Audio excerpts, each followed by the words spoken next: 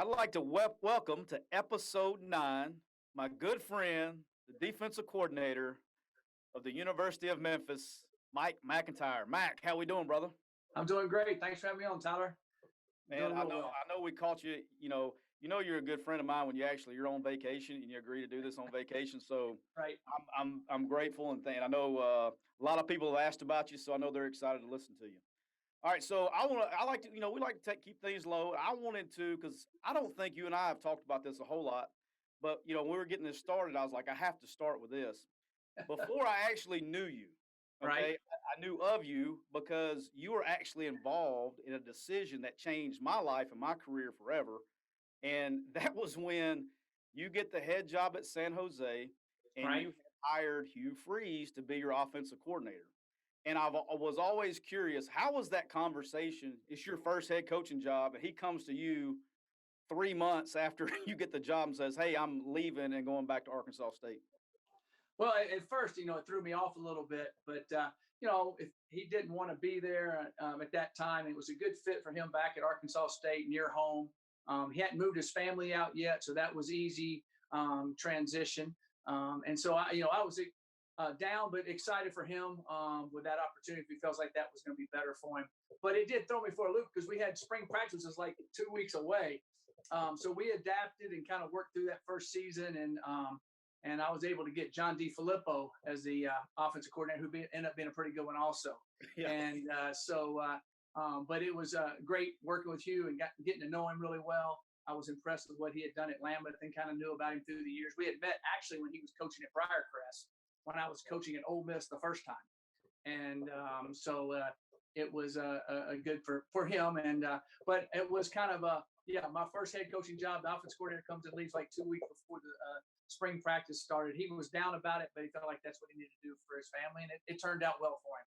Yeah, we had him on earlier, and he told the other side of the story, and it's the craziest thing because I remember going like, what'd you say? I mean, like, it's like, hey, coach, can we have a conversation real quick? It was wild because we were at Arkansas State, and Clay Right. Helton had just taken the offensive coordinator job at Arkansas State, and Right. he kind of did the same thing. He had it's just a watered down funnel domino effect, but he Right. had left after 3 months to go take the job at USC as the Yes. quarterback coach, and so it funneled down, and who did you get Filippo from? John was the Jets had reorganized everything, and he had been at the 49, I think the 49ers or the Raiders before, excuse me. And so he was sitting there, the whole, the cycle for the NFL goes a little bit longer, of Right. course. And he was sitting there available. And I said, wow, if I could get John, it kind of all hit at the right time. And I was able to get and hire John, and it worked out well. And he had lived in the area before. So it worked out real well. And he was with me for 2 years, and then he went back in the NFL to the Raiders. Gotcha. All right, so we know, you love going back to Colorado when you get a chance. You got family there now, and that's actually where you're located right now. Right. We don't want to give, any specifics where you're located, but when you were in Colorado, when you go back, are you a big skier? Do you like to ski? Well, I like to ski a little bit, but we haven't been skiing since we come back. We're just visiting my daughter and son-in-law, and seeing some friends. Like we had breakfast with some friends this morning, which was great. But no, we went skiing when we were here and enjoyed it. And there might be a time we'll do that in the future, but we haven't done that since we've been back the last couple of times. Are you any good? I don't fall down all the time. I can get down, get around, but I'm not great at it. But I do it's enjoyable to do. There's no doubt about it. The skiing is a fun thing to do. By the way, I may be the worst skier in the history of snow skiing, and it really frustrates me because I can ski and I can get going. It's the stopping that I can't do. You're right. You just run into a tree. That'll stop you pretty fast. I've, all kidding so my wife takes me, we go to, she talks me into going because, the thing when you were at Alabama is Coach Saban you didn't have like this advanced time of knowing that you were going to have this off time, right? Right. It was just like the day before, hey, we're going to have a couple of days or whatever. And so my wife is like, you didn't have time to plan anything. And Right. so my wife was like, well, look, let's get out of town. We had a break, and it was like right after signing day one year, and she's like, hey, let's go to Gatlinburg. I was like, okay. Yep. And so she's like, hey, let's try snow skiing. Never been. We don't have a lot of mountains in Anniston, Alabama to go snow skiing. No. Now, water ski, I can do that. Snow skiing, completely different. And so it's not, again, not the skiing part, it's the stopping part. And so Right.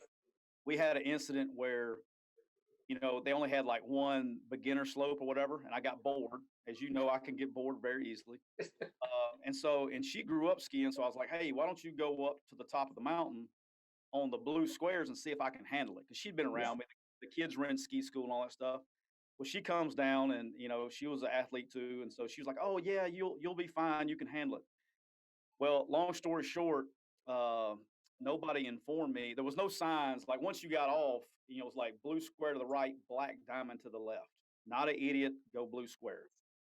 And it was okay, but what they don't tell you is how the trails, Right. fine and the signage. So I just stayed to the left. Well, that blue square turned into a black diamond, and I ended up in a forest. Yes. So not a great skier. You can definitely easily do that. There's no doubt about it. All right, so I have to ask you. I know you've listened to our ones with Bick and Rich Rod, so I got to ask you. There's no way I'll be as funny as Vic was. There's just no way. He's a walking comedian. He really is. He should have his own show. There's no doubt. What if you put Bick, Rich Rod, and Dusty Rutledge, and let's sell the rights? Yeah, you would. Exactly right. You would have to sell the rights. There's no doubt about it. All right. So being that you've probably flown in and out of the Denver airport more times than you can count. Do you buy into any of the conspiracy theories of the Denver airport? No, not really. But you see the different paintings around there. Now, they are remodeling the whole place. So some of those paintings that were up on the walls are not there anymore. But they said there's tunnels under there. People do. You hear it talked about. There's no doubt about it. But I don't know if it's true or not. But it's definitely true. You definitely hear people around here talk about it. There are stories about it. So there might be there's a little smoke. There's usually a little fire. But I don't know all the details of it. All right. Did you know this? I'm gonna throw you some facts here. Okay. Okay. So, because I've looked into it. Okay, and I went and I'd heard about it. Somebody had mentioned to me the first time I went. This is not like the UFO you saw yesterday. You were telling me about, right? No. I didn't see it. Okay. You're gonna think I'm crazy. All right. So I go to the Denver airport the first time. Everybody's telling me stories. I don't pay any attention. And then when I came back, somebody was telling me, well, you know about the Denver airport, and they start going into it. While I was going back out, we went to Vail last year. Right. Back in. So they're like, go look. If you go look, first of all, here's the problem, right? The thing was budgeted for like $2 billion. Right. They ended up spending $4.8 billion. Right. So you guys want to know where the money went. They can't keep up with it. Right. And then there's underground tunnels and all that stuff. But if you look at where the actual plaque to where it's in the airport, when you go and look, the logo of the Freemasons is on the plaque that coordinates the airport. Okay. Right. So they actually the Freemason logo on the plaque, and then it says funded by the New World Order Commission on the plaque. I think there's something going on. There's either something going on, or they're just trying to keep creating the mystique. Who knows? But I think you got something there. I'll go look at that plaque when we take off. Go look at the place. It's freaky. It's wild. You're like, what? You don't know what's going on. So, but anyway. All right, so here's another interesting thing. You were at San Jose. That was your first gig, head coaching gig, and turned them around. One of the greatest turnarounds, and probably I would argue any turnaround that's ever been done as fast as you did it was amazing. But I talked, you see San Jose coaches on the road over the years, and I would talk to them, and I always had this question, and this you'd be perfect for it, but just me being curious as a coach, how do assistant, because the real estate there is insane. Right. Like a 3-bedroom, 2-bath, cookie cutter, 1,500 square foot house will run you $1 million. So how does an assistant coach live with a family in San Jose? What do they do? Well, we were really fortunate. It sounds crazy. We were kind of fortunate. We were there during my time. My 3 years there was kind of the recession. So the housing market wasn't as crazy. You actually could rent some houses at a decent price. We lived in Willow Glen, which is only 4 miles from the San Jose State campus. It's a really nice area, kind of a little oasis there. Some of the guys lived a little bit farther out in Morgan Hill or some different areas, but it worked out pretty well. But you're exactly right. It's hard to find some living there. You know, like Stanford, for example, built houses. They have houses built for all their staff. So if you look at, they have a whole little neighborhood of about 25 houses that they built for different assistant coaches and coaches for all the different teams that the people come in. It's kind of like they do on the bases for Navy and Army and all that. You can get a house. So they kind of help that way. But there's some places you can find some niches there in San Jose, but it definitely is hard. But the weather there is incredible. So there's a lot of attributes that you have with it. But at that time, we were able to kind of find some houses to rent and do that type of thing. Yeah, I talked to a coach. This is 100 years ago. It feels like now, but he was like, I remember this was before you got there. Actually, I remember him saying he was driving like 2 or 3 hours back and forth, and I was like, whoa. No, you can't do that. If you live certain ways, but there's areas that you can live that are different ways for the traffic that you can get around. But it is tough. There's no doubt about it. All right, I'm gonna tell a couple of your secrets here that people may not know about you. I think I've been around a lot of coaches. You wake up one day you're the new guy on the staff, and you wake up you're the old guy. So I've been doing this about 20 something years now. But I think if you are one of, if not the best evaluators with your eyes I've ever been around. I mean, you can see things that it's a gift that you have. How much do you? And you got to. I mean, I know you're an extremely humble and modest human being, and you'll never admit this, but you have to have some idea that you're really good at that.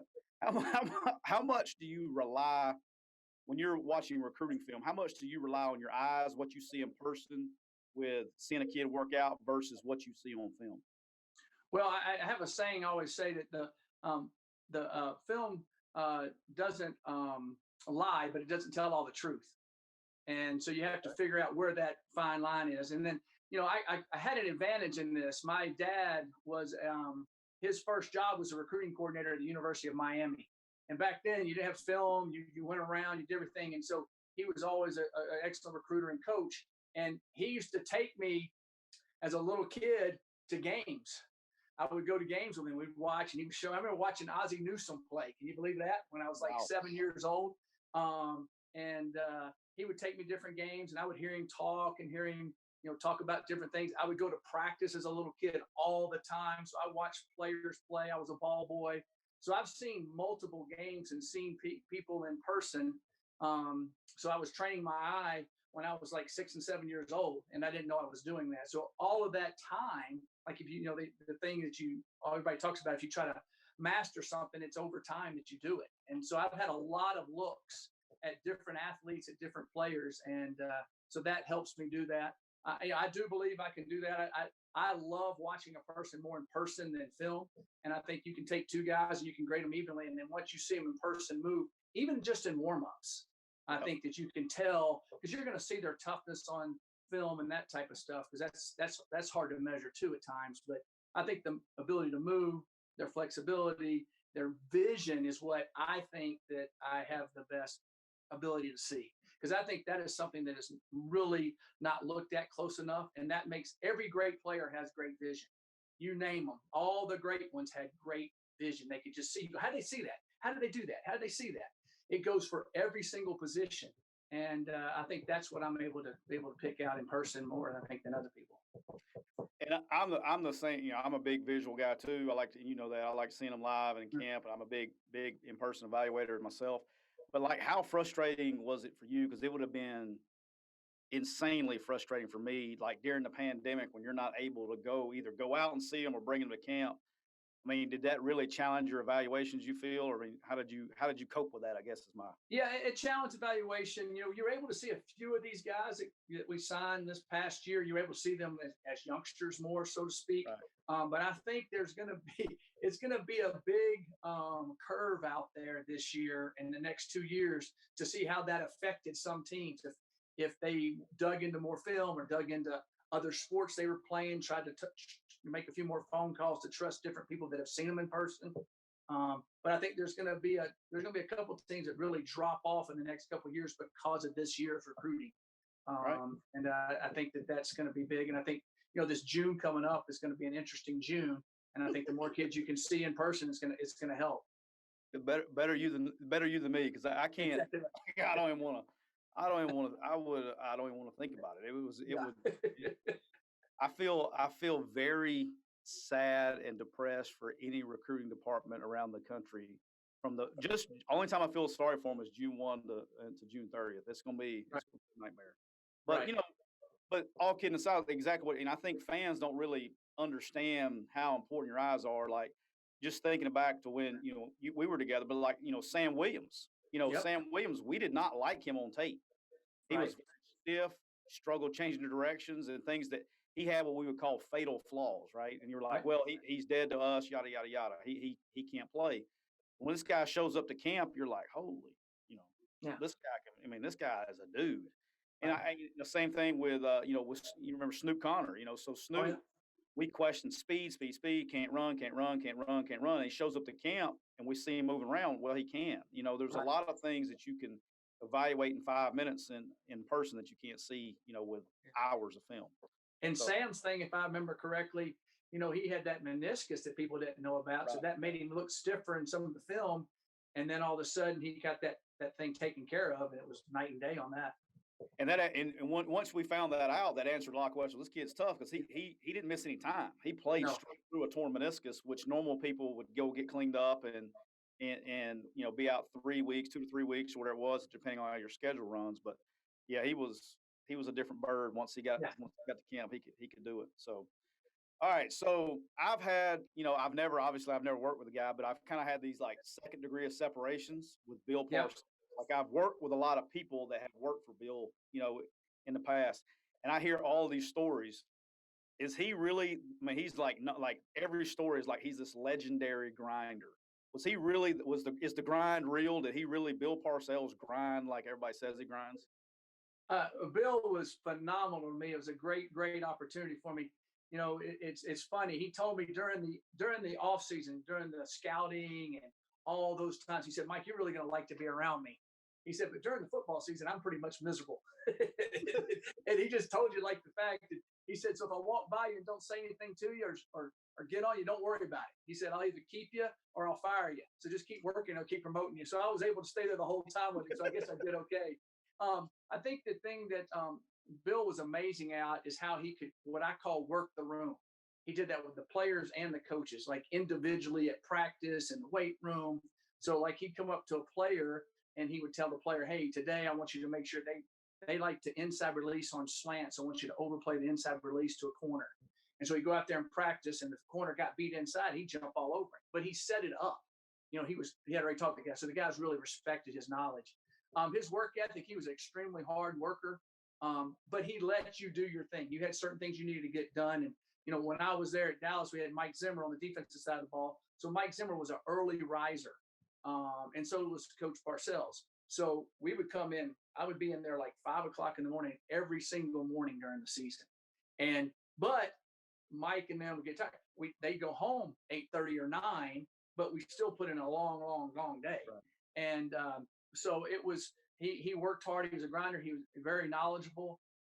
But he also, when your time was off, he didn't call you. He didn't bother you, and so he didn't bother. He wasn't like that, bothering you on off time and all that. But I learned so much from him and learned a lot of football and a lot of ways to kind of build a roster and a team. But he's a hard worker, but he's extremely knowledgeable in what he did. That's it. That's interesting. You brought something up there that, you know, like Coach Saban, because Bill Belichick was, disciple of Parcells, and then of course you got Saban, Belichick, the whole deal. And you said something that was kind of interesting that people really don't believe is, and it's, Nick Saban's a legendary grinder, right? But the interesting thing is like one, there is no wasted time. I'm talking Right. about not 1 second of the day is wasted, and everything's very efficient.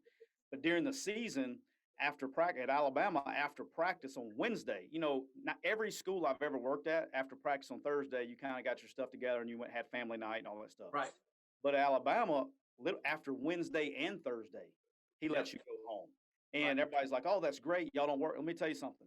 The tiredest day in the history of the year is that Wednesday when you get home because you're out of juice. I mean, it's like you've grinded. But then you said another thing that's kind of interesting that no other coach, nice, good ones, bad ones, doesn't matter. No other coach ever worked for followed this rule either. But Nick, when you were off, I think the entire time that I worked for Nick, almost 3 years, I think he called my number after hours one time. Right. And that was, I can remember when it was. He called me.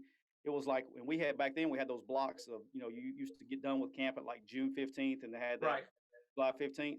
So we'd have like 30 days off. And he called me one year, one time, had a 5-minute conversation. He said, "Hey, this kid wants to commit. Do we want to take him?" And it Right. lasted 35 seconds, and it was over. And didn't call me back. Nothing. And Right. so, that's something that was kind of interesting. You said that, but all right. So you set it up for me right here. All right. So the NFL fans want to know who are and you were with Dallas and you went to the Jets. Okay, two passionate fan bases. Right. Right.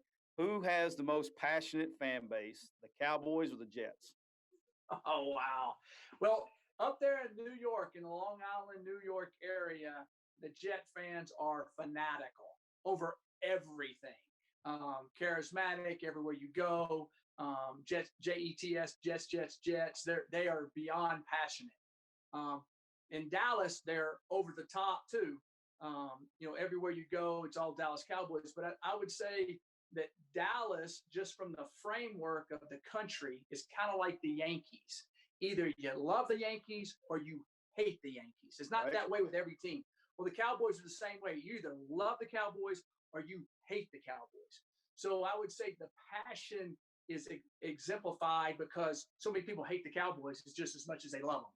Right. The Jets up in that area, they're fanatical about the Jets, but not as many people hate the Jets as they hate the Cowboys. That's a good point. So to me, that's where all that you feel that passion and that all that going on. But I would say in both areas where they are, there's a tremendous amount of passion about it. In that Long Island area where the Jets were, and in that part of New Jersey, they're fanatical about there's people that just live and die with the Jets. And then the Cowboys, of course, it's basically all of Texas. Everything's Cowboys everywhere you turn.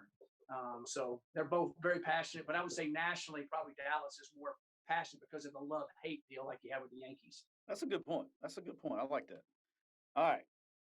If you never were coaching football, like you didn't coach football, what would you be doing for a living? I would be coaching basketball. I love basketball. If I wouldn't have been 5 foot, I say I'm 5'10", but almost 5'10". I love playing basketball. Had opportunities to go to small colleges coming out of high school, and if I'd been a little bit taller, I probably would have played basketball. And I just love the game of basketball. I love coaching it. I coached my kids when they were young. I love the strategy of it, so I would say it would be basketball. Do you watch like the NBA, or you just watch college? Or I watch a little bit of the NBA, and I like to watch the college basketball. I like to follow it. And when I was at different schools in college, when we could, I would love to watch those college basketball games and do that, and the pageantry of it and how they work it. So, but I love basketball. I love college basketball. I watch it. I love it. However, it's weird. I'm weird now. I don't really start watching college basketball until like after football, like when it gets into the Right. conference. And I agree with that. We're all so busy at that time. Yeah, and then but if I was really a college basketball, a lot of the best games are early in the season. You just don't know how good people are going to be. The NBA, I could care less. I haven't watched a regular season NBA game in 1,000 years. I don't care now. However, because they don't play defense. Now, when they get to the playoffs and it's on the line and they turn it up, now that's fun to watch because they're so athletic and the big guys and all that stuff. But in the regular season, it's like watching paint dry to me. I can't watch the NBA regular season. They're just so talented at what they do. That they're amazing. They have worked so hard at their trade for so long. They make it look so easy. That's the problem. It's like watching those professional golfers. They make it look so easy. And Steph Curry shooting 35-footers, making them right and left. You're like, how is this? Just like a game machine. To me, just their ability is what amazes me. Yeah, we went, and I've only been to a handful of games, but the other thing that's impressive is to see, the big guys, how athletic, like they look athletic on TV, but when you see them in person, to see them move around, that's impressive. So you don't realize how big they are till you stand up by. and you're like, there's no way that guy can be moving like that. I'll tell you what, and you probably remember this because you probably remember him when he was coming out, but like if anybody wants to get like a mindset of like how big these guys are is, when I was growing up, Allen Iverson, he's a Yep. little bit older than me, but he was playing all that stuff. And you watched Allen Iverson play for the 76ers, and he looks really small out there, right? Yeah. He's the smallest guy on the court, and he's fast, small guy. But what people don't know is Allen Iverson was a freak football player.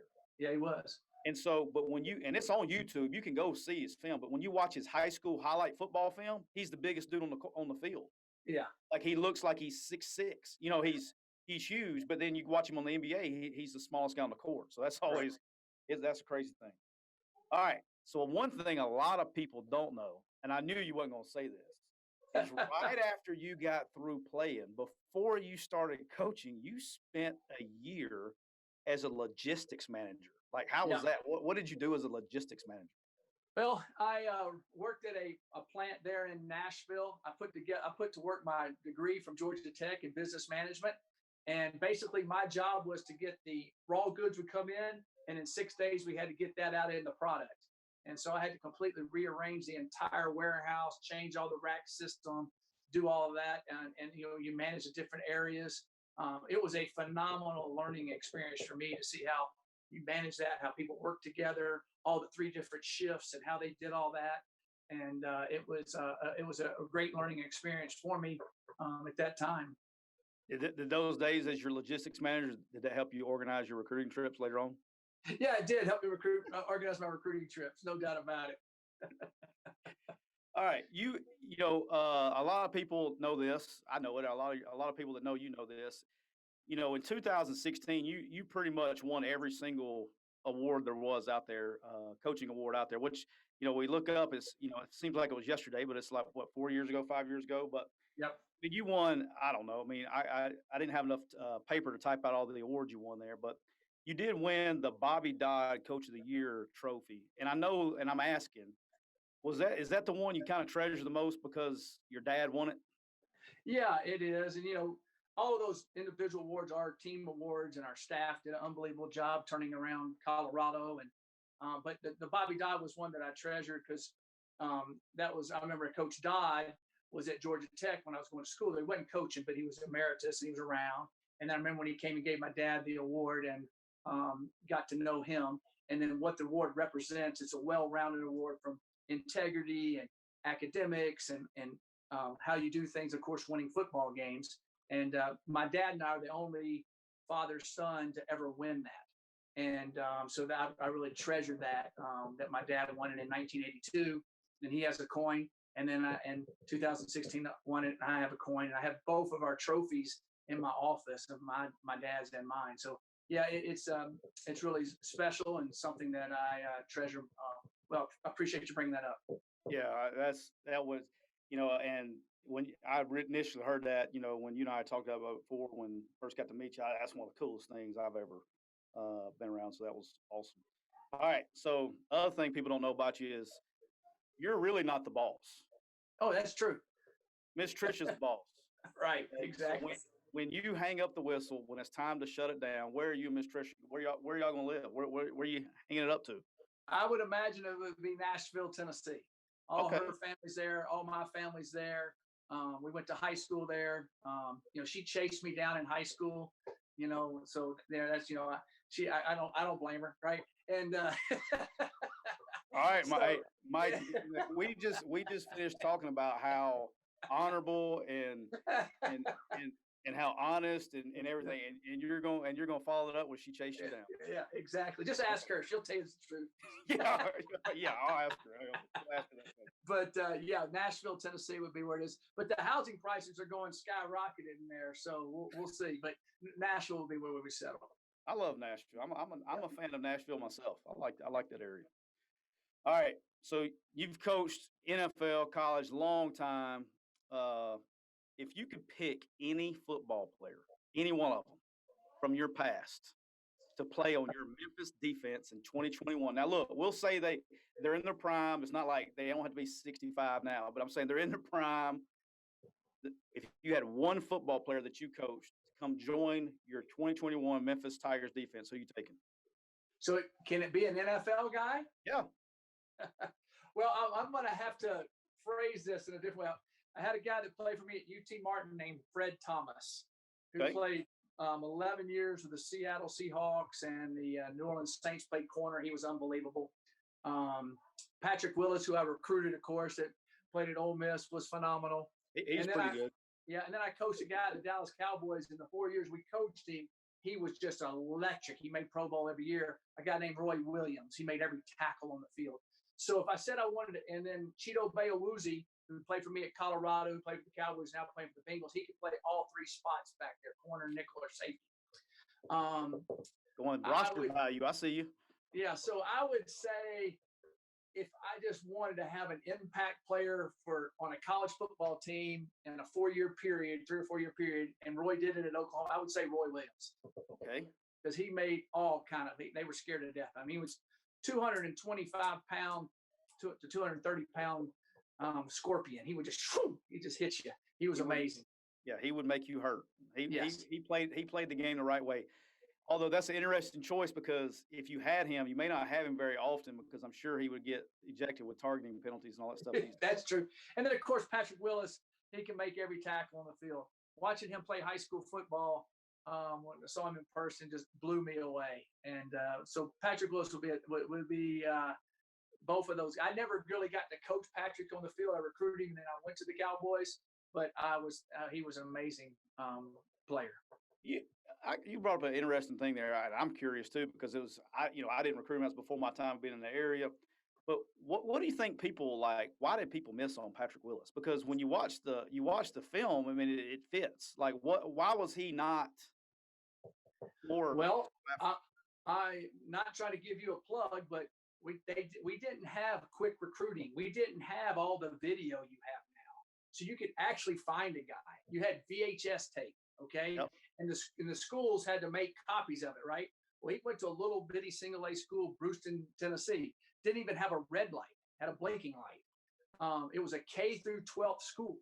They played the smallest classification you could play, and so nobody really went by there. And it was in my recruiting. I would go by there because it's near Martin, Tennessee, where I used to live, and my dad coached, and I knew they had a good program. I knew the head coach there well, and so he just told me about this young boy as a 10th grader, and I went by and saw him and said, "Whoa, this kid's special." And I watched him as an 11th grader, and so I kept trying to get Coach Cutcliffe to offer him, but you didn't do a lot of early offering, right?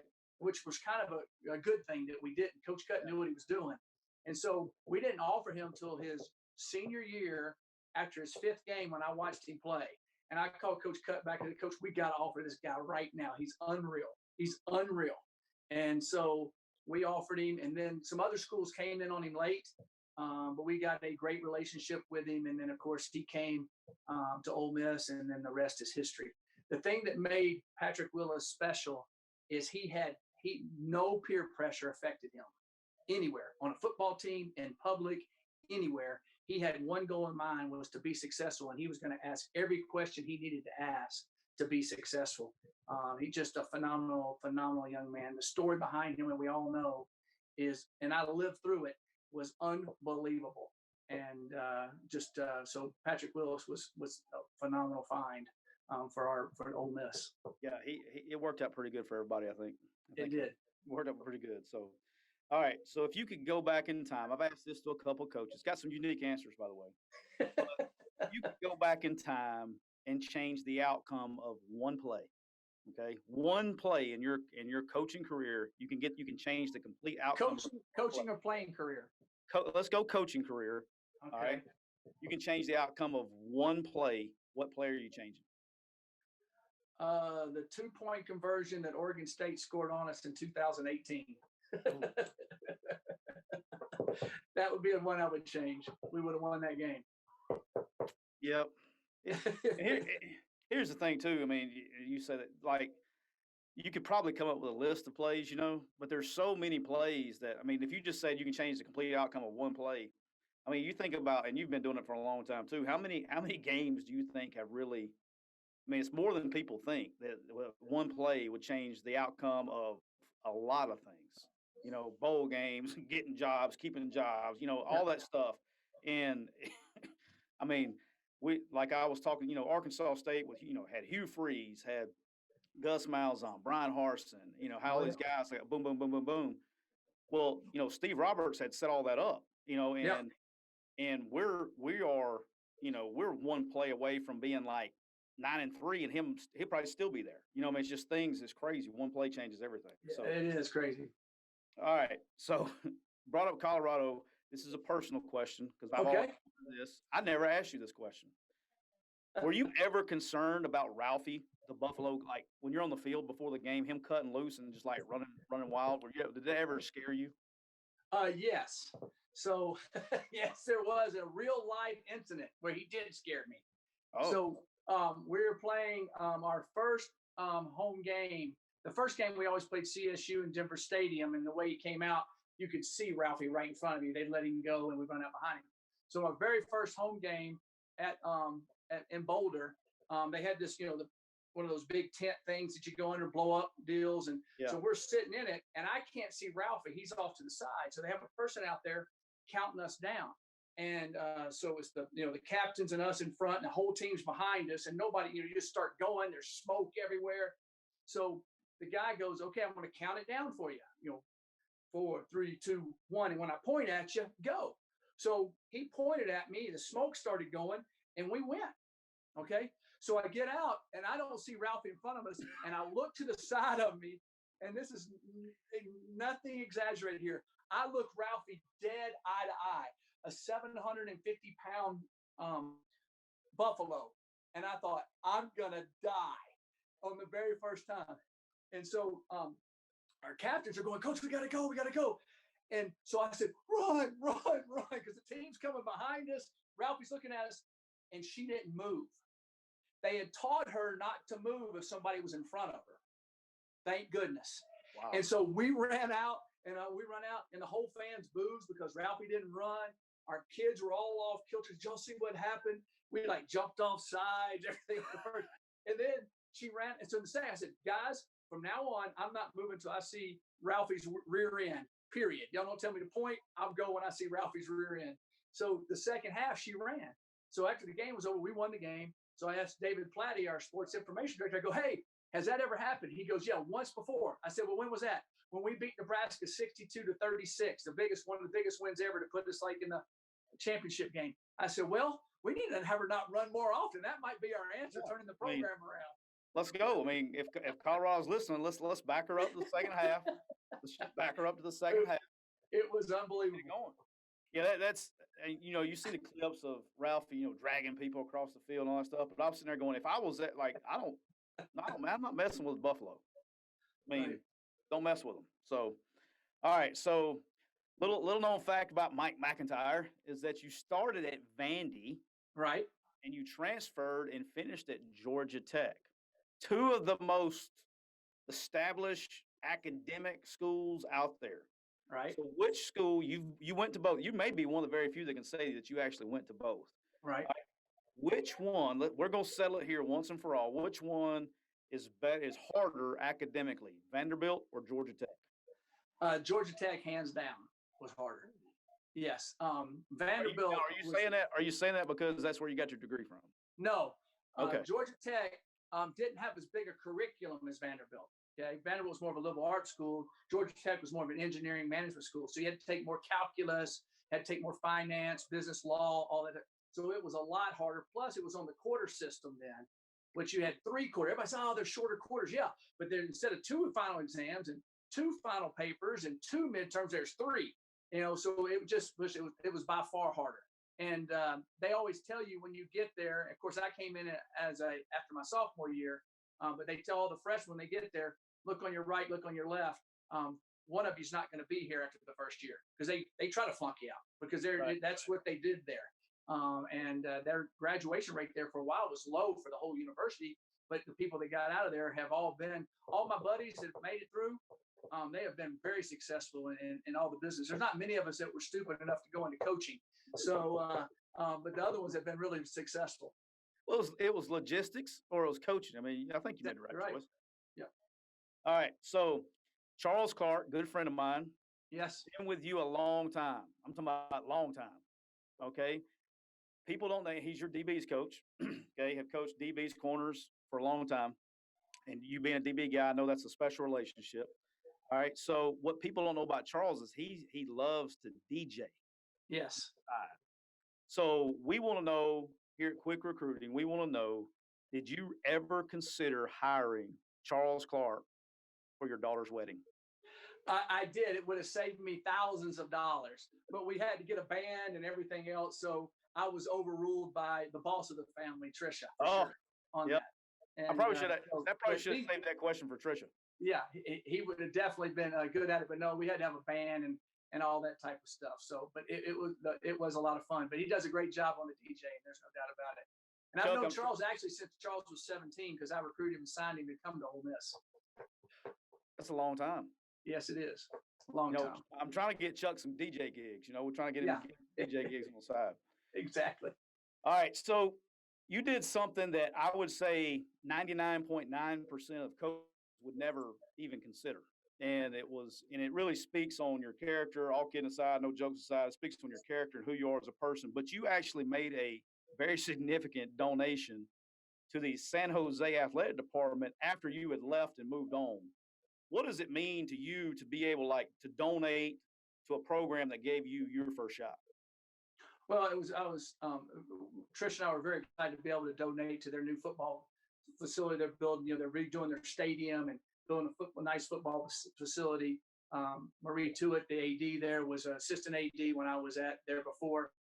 Giving back to those young men and to those coaches to help them have success means so much when they gave me an opportunity to have the success that we've been able to gain. And so it was a great honor to be able to have the capacity to do that and also be able to do that. And the people that are running that place now, I think so much of Brent Brennan and Marie. Brent actually worked for me on my staff there the first year. And I'm so excited for that and helping them do that. And their facilities are going to be excellent here. They're going to have them done here in another year or so. So I'm very proud to be able to do that. Yeah, I mean, there's 99.9% of the coaches, when they leave, they don't turn back and they're just going by. That's awesome, man, because, they gave you your first shot. There's a sense of loyalty there. I get it. I mean, that's awesome, man. Happy for you and happy for them to have, that y'all have that relationship. All right, so we got a couple questions here. That's good ones. We can't end without some good ones here. Okay, so right. And we have a lot of coaches listening. We got a lot of coaches' wives that listen that I learned this past week. But what did you learn? You were a coach's kid growing up, right? What did you learn from moving all the time, like as a coach's kid? That once you had a family and you got in the business and you started moving all the time, what did you learn that you applied to your family once you got into coaching? I think the one thing that the moving does, and my dad and mom were great at this, and my brother Matt, is it brought the four of us all closer together.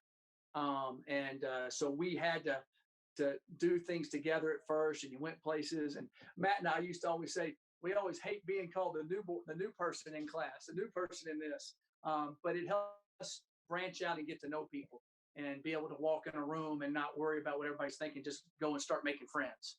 Right. And so I think that really helped us in a lot of attributes. My brother sells medical sales, and he's a great salesman. I think all of those histories of doing all of that helped him be in that situation. But my mom was the rock of all of it. Dad was phenomenal, but mom held us together, got us to the schools, got us to the churches, got us in all the different groups. And she was amazing how she did that. And I think that don't be scared, moms out there, to take your kids and just have them go and put them in different games, different sporting events, different organizations, and keep them doing. Don't just hide them away when you get there. Get them involved. And I think that's big. Yeah, that's probably one of the least talk about topics, in our crazy profession is, we're hired mercenaries. I mean, it's, you move and when we take a job or we go somewhere, we have, 10 or more built-in friends, automatic instant friends. Exactly. And you're more there at work than you are at home. And, the families really have to, pick up the slack and live life. And it's really hard on them. And I know that's going to help a lot of people. But yeah, that's great advice. I was team move the whole family as soon as possible. That was my deal instead of leaving them behind. We did that also all the time. The one time I thought about not doing it was I moved from San Jose to Colorado, and my son was just finished his junior year, and he was made all-state at quarterback, and then he was on the basketball team and doing great. And I thought maybe they would just stay and finish out his senior year and come. And then he called me after I was gone 2 days. Find me a school, Dad. I'm moving. I'm coming. So I said, okay. And so it worked out well for us. But I think that's extremely important to move them as fast as they can. There's sometimes some logistics situations I understand with housing and different things, but my say would be to move them as fast as they can move. Yeah, we went through it when we moved from Jonesboro to Oxford the first time. We had, housing getting, house was getting finished built, the whole deal. And we ended up, it was like 7 or 8 months apart. And I will never do that again. It was harder on me, probably it was on them, but that's not me. I'm not team stay behind. So we can't, after that, we're going, we're packing up. We're all going at the same time. So we can't end my session of the interview without talking about one of my all-time favorites. And she's probably listening to this podcast because you're on here. Okay. But Katie Basin was with you for a long time. And when you came to Ole Miss, you brought her there. And she single-handedly, without question, the best person, no question, no, it's not even up for debate, the best person I've ever worked with at her job and what she does off the field and how good she is at so many things off the field, from recruiting to player development, those things. So I'm going to talk about rock star of the rock stars, okay? As good as she is, you have to tell me, give me one good time that you had to rip her ear in. Well, she is phenomenal. There's no doubt about it. In fact, I called her the rock star in front of the staff all the time, and she would always get mad. But that was the truth. She helped revolutionize San Jose State when we went there. We were on APR penalty, and me and her together developed a plan, and she worked it masterfully because we had one academic counselor, and that's it, her. And so we worked it, and she did a phenomenal job. We went from the worst APR in the country to the best in the conference in a 3-year period. We were actually on APR penalty when we went there. Didn't know that.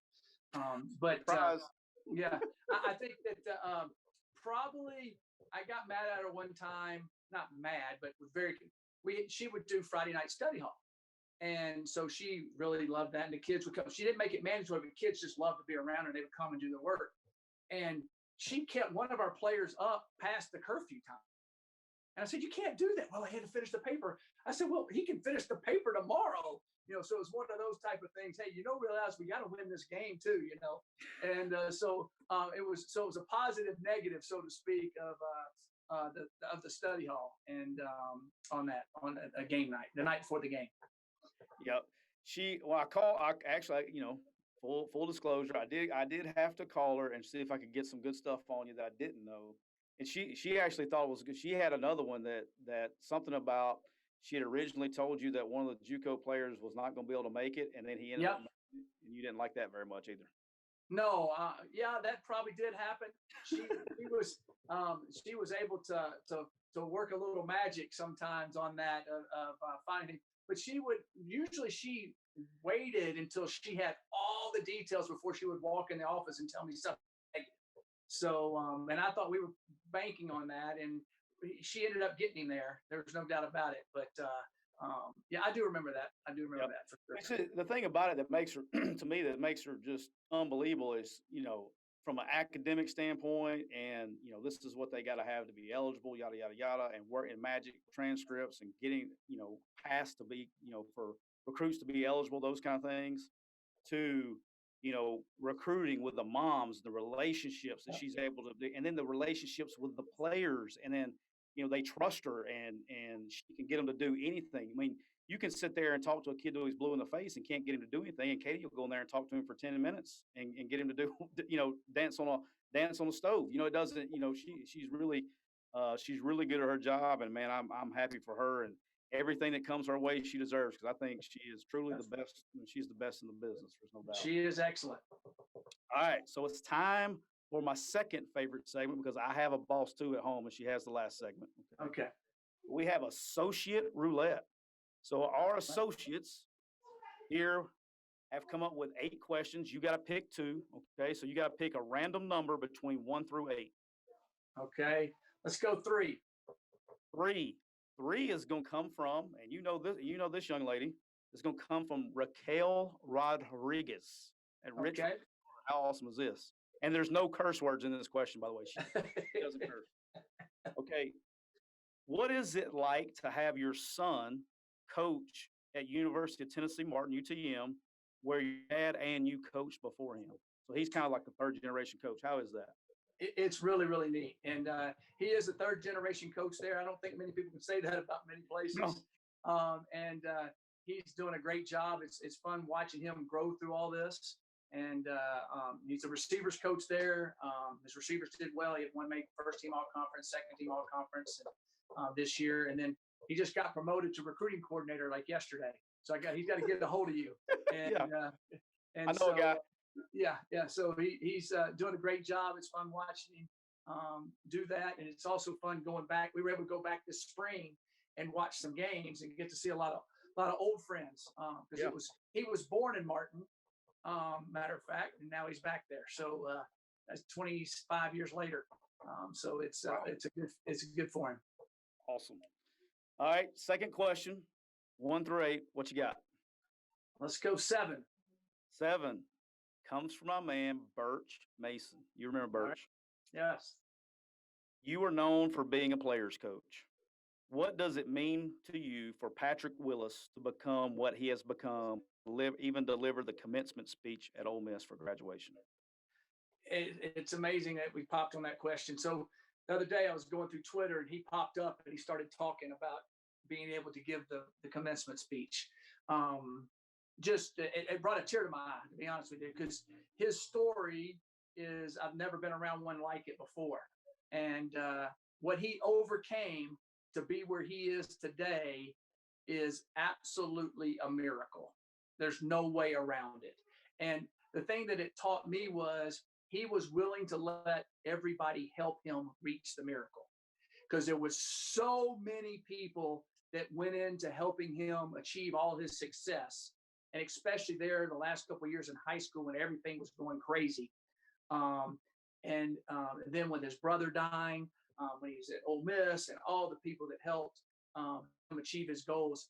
And again, what I would say is Patrick Willis is one of the most real people I've ever met about being truly genuine. And everybody could see that and feel that, and everybody wanted to help him, and then he wanted to help himself. So anybody that gave him suggestion, anybody that helped him, he was very grateful, and he did all he could with it. And sure enough, he's achieved what he's achieved. And for him to make the commencement speech at Ole Miss, I would say be 360 degrees. If you asked me, we could have done that as a junior in high school. I said, there's no way. And everybody around him, because he had everything against him. And to do what he's done with his life and all the people that helped him is, to me, absolutely amazing. And it's another, to me, example of what, if you do it the right way, Coach Cutt did it the right way, Ole Miss did it the right way, helping him achieve all his dreams through the avenue of football has been able to help him be successful in life. And all the people that helped him in high school through all of that absolutely is an amazing thing. So you're not a self-made man. People help you. And that's a great example of Patrick letting people help him and then making the most of it. They need to somebody needs to make a movie. You know what I mean? No, there's no doubt. His movie, they need to make a movie. There is no doubt whatsoever. Of all the different movies I've seen, to me, I don't think his would be more dramatic than some of the movies that I've seen. It is absolutely amazing. And they've had some documentaries on it, but somebody ought to turn it into a movie. It would be special. It would be. Who's going to play you in the movie? Oh, I don't know who played me. I guess the guy that everybody plays that they like playing, I get Matthew McConaughey, somebody like that. Something like that. we would know who would pick that one. That's exactly. Right. All right. So I also have a boss at home, and so we end each interview with what my wife wants to know. Okay. So Aaron sat down. She come up with a good question. Okay. Here it is. Here's Aaron's question: the NFL versus college. As a coach, which provides the better family work balance? Wow, I've had that question asked often, and I've heard Trisha kind of answer it. My best way to explain it is in college, there's really, with all the recruiting, which Yep. is unbelievably necessary, there's not really truly a complete downtime. There is, but like I'm a little bit on vacation now, and today I'm texting and calling kids and getting to camp and doing all that type of stuff. You have to still take. In the NFL, when you have off time there is none of that, 100%. So you would have a 6 to 7 week period completely off. Okay, so that part of it's good. The the negative part that Trisha thought was the pros is so much of a go to the job business and come home almost like work at a job, so to speak. But Right. college, the family can get really involved with the community, really involved with the team. There's more of that passion, more of that camaraderie. So you get more involved in the fabric of the town or the city. So that's a good thing for the family. Um, but but the NFL season's longer, um, but but but you are able to come home at night during the season on, like you said, a Thursday, Friday, Saturday night type thing. If you're not traveling and back, um, where when you go into recruiting, then you're gone for 3 weeks right after the season's over. So I would say you probably have a little bit more home time in the NFL, but your kids are probably around you a little bit more in the college atmosphere because the pro guys don't really come to practice like the kids do in college. Right. They're not involved in some of the different things that you do as much. There wasn't for us as much family camaraderie with the staffs because it's just so different. And usually there's such big cities that everybody lives everywhere. Compared to college, usually it's not that way. So there's pros and cons on both. So on that side of it. Interesting. I never thought about the part where you were talking about how, because the kids do. Your kids come to practice, and you always have a meal, Sunday afternoon, uh, you know, family meal, whatever, but I never thought about that in the NFL. I guess it'd be unique getting them in I'm sure they didn't want they wanted to come to practice anyway. I guarantee Jay wanted to come to practice. Oh yeah, for sure. Good deal. Well, Mike, I appreciate your time, brother. I think you're one of the best human beings in the business, and I think you're very, very, very, very good at what you do. And I can't wait to see you guys this fall. I know you're right up the road, so I get to come. Yeah. Now I get to go to football games. Man. Exactly right. So now that we can drop this COVID mess and we can come to the games and stuff. I look forward to come see you guys and my man Charles Clark. See you guys do your things. You're right up the road, man. So I appreciate your time, and on your vacation, stay off the snow skis. And make sure you go look for the aliens in the airport when you on the way. I will. I'll go look at that plaque. And you do a great job. I'm excited about your new company. It's going to be phenomenal because you're an expert at what you do. And appreciate you. I appreciate you, brother. Have a good one.